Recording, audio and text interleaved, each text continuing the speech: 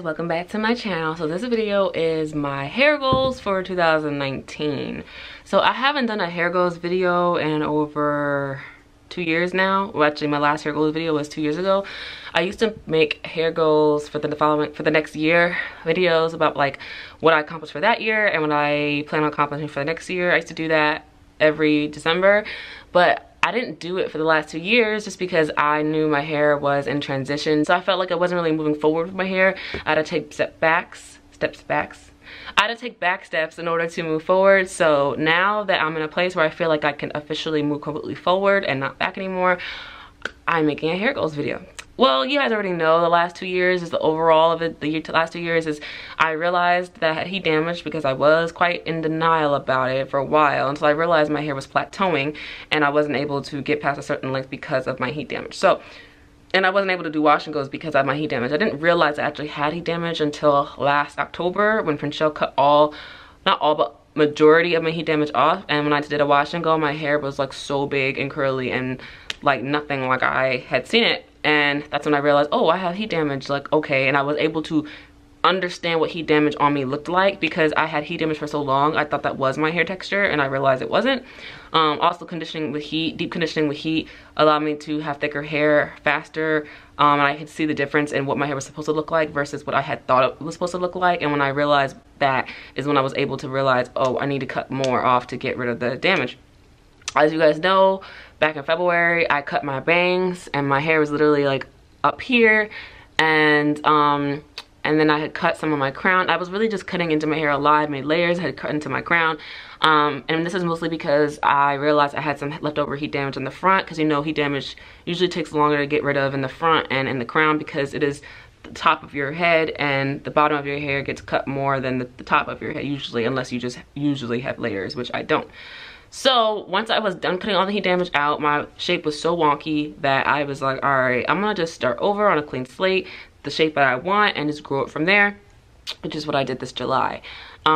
Since July, I've been growing my hair out and my hair has grown. It's funny because my curly hair is actually the length that my hair was when I cut my hair blunt in July. Like this length here is the length of my hair when I cut my hair in July, straight, if that makes sense. Now, it is actually way longer. It is almost to my shoulders, and obviously I will have a video on that come January on my updated length and all that. But anyway, so that is where I'm at now, and from this point forward, I plan on just growing my hair out as long as I can. But just to break it down, just to start with 2019 as a goal for my goals. So what I plan on doing this year coming up is I plan on doing what I pretty much said I was planning on doing, which is to trim every 3 months and straighten it out to trim. I have a few videos on how I straighten my hair to prevent heat damage. I'll have them linked below. And that technique allows me to straighten my hair without getting heat damage because I learned the hard way, of course. So, and I've been doing this technique for like a year now, and I have not gotten any extra heat damage from doing it. And it's actually a modified version of the Fenty method, which she has a YouTube channel, and she also has an Instagram page if you want to check her out. And her clients never get heat damage because of her method. So it's like a modification of her method, and it works for me. So yeah, doing that and then having my mom trim my hair because and not monitoring to her. A big mistake I used to make in the past is I used to like monitor my trim. So like I used to be like, all right, my hair is 13 inches, I'm gonna cut it to 12.5, something like that, and then I'd measure it out, have my mom mark on my back where I want her to cut at that length that I want her to cut at, and then have her trim that only that amount off. And that was like, it seemed like a good idea, but it was a problem because it just, like if I needed more, I wasn't trimming more, which allowed my hair to split up more over time versus just taking what it needed. So, and it needed more because it was damaged. But, so instead of doing that, I just tell my mom to tell me what it needs. We have a discussion, tell me what it needs. She says it only needs a dusting. She dusts the hair. It's only like a 1/4 inch, end of story. She says, hey, it needs like a 1/2 inch. All right, cut it. She cuts that 1/2 inch, it's healthy. Boom. And because I'm doing this every 3 months, it doesn't really have a chance to like break. Because my hair is 100% virgin now and healthy, and I take crazy good care of my hair now, like way more than I've ever done. So I don't it doesn't break anymore anyway, so I only really need a dusting as is. So, and basically my plan is, my hair at this point right now is 4 inches long, and that's from the nape of my neck. My hair is about 4 inches long, and because I plan on dusting my hair every 3 months, that's about 1 inch a year, take it off.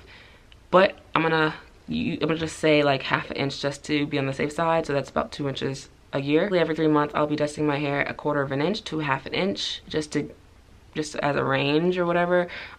So far it's only been 1/4 inch because my hair is so healthy, but I'm just saying 1/2 inch just to give it like some cushion. And basically trimming 1/2 inch, trimming 1/4 inch every 3 months is about 1 inch a year off, and then trimming 1/2 inch every 3 months is about 2 inches a year off. I gained 6 inches a year. So basically by next December my hair should be either 8 to 9 inches. 8 inches on me is about, because 5 inches is here, 6 inches in here, 7, 8. Yeah, 8 inches on me is about here. 5, 6, 7, 8. Yeah, I don't have my ruler with me, but yeah, 8 inches is about here, and then 9 inches is like about here. So pretty much to my chest, somewhat armpit length-ish. And because my hair is blonde, it's longer in the front, it'll have the illusion that it is longer. So yeah, I'm gonna go from this length to about this length by next time is the plan or the goal. So yeah, and we'll see if I reach that goal. But yeah, I expect to get to 8 to 9 inches. And I know you guys think I'm like scissor happy and I'm with my hair, but there is a reason for that. And now because I'm beyond that reason, there's no need for me to go hacking into my hair. My hair is super healthy, as you guys can see, and it's grown quite a bit since my big chop in July. So the next thing goes into my goals, goes into, I guess, my hair care. I'm pretty much gonna do what I've been doing, which is washing once a week. And the last few weeks I've been washing my hair every 1.5 weeks, which is nice because it gives my hair a break and I haven't noticed any extra dryness or anything. So I wore my wash and go last week for 1.5 weeks and it still looked really good. I wore my mini twist for 1.5 weeks the other week and it still looked good by the time I got to wash it. I was even able to wear a twist out the last 2 days before I washed. So yeah, I might change my schedule somewhere between every week to every 1.5 weeks wash day, just so I can not always be in my hair, or like, you know, every week I'm like combing my hair. It said it's like every 1.5 weeks, so it's less manipulation. I don't think I could do 2 weeks. I think that's a little long, but definitely 1.5 weeks is like, or every 10 days basically is like still decent for me. So yeah, I still continue to, I kind of want to start working my wash and goes more just because it's getting some length to it, but I'm still like deciding on that. So far I'm thinking that I will wear mini twist as my go-to style because it's been working so well for me for retaining my length and moisture, and I just really been into that style lately. My wash and goes retain my moisture the same pretty much. It's just, I guess I just been going to my mini twist because I use less product with my mini twist. I only use 2 products with my mini twist, and with my wash and goes I use like 4 products. So I've been saving money just doing mini twists too. So what I've been doing also too, like I told you guys, I've been doing mini twists every week, and then once a month I will do a wash and go, and I'll do that because it'll make me excited about my growth, because every month that I do a wash and go I notice how much my hair has grown since the last time I did a wash and go a month prior. Even though it's only a month and my hair's curly, I could tell the difference. Like it's slightly bigger or it's slightly hanging more, and that's very encouraging.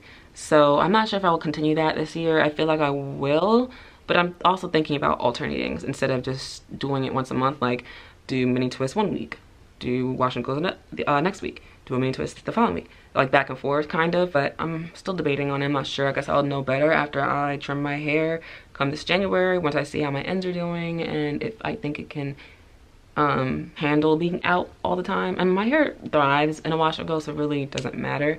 But I don't know, I'll decide when I straighten my hair this January. I've been doing monthly length checks. So since July, every month I've been doing a length check on my curly hair just to show you guys what has changed, how it's grown, how it's thriving, the comparisons from the previous month, things like that. And that's been fun to do, just encouraging myself and motivating myself. It keeps me, it's fun for me. I'm a planner, so for me doing that is like fun. It's like planning, I don't know.